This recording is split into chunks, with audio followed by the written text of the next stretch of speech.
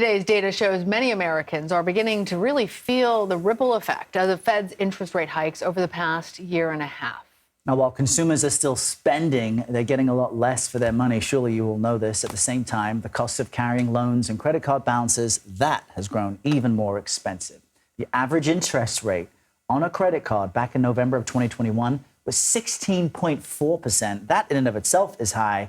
But as of this month, you see it right there. The average credit card interest rate's currently nearly 24.5%. Meanwhile, borrowers shopping for mortgages are also experiencing sticker shock. New 30-year fixed-rate mortgages today carry rates around 7%. That's up from 3% just 2 years ago. Now, that increase can mean monthly payments hundreds of dollars higher than they were in 2021. What is going on here? Joining us now is CBS News contributor and managing editor at Axios, Javier David. Too bad we couldn't have you in studio, which we always enjoy, but we'll settle with connecting with you remotely, Javier.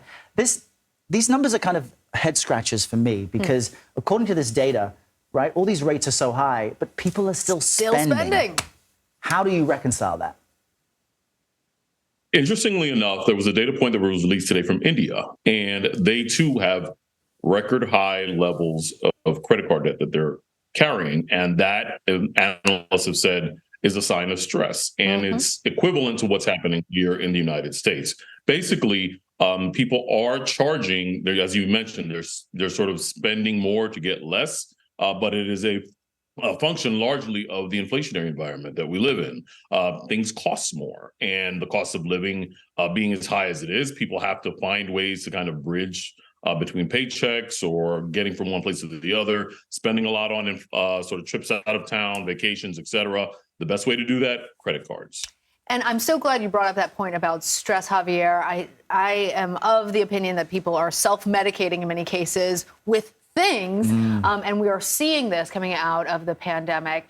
But all of this really matters if people are putting this on their credit cards and carrying forward debt, especially not only with the interest rates making things more expensive, but now, not only with inflation making things more expensive, but with interest rates making these credit card payments higher. So how much are these credit card payments that the average households are facing each month, and how much more are people paying in these interest rates?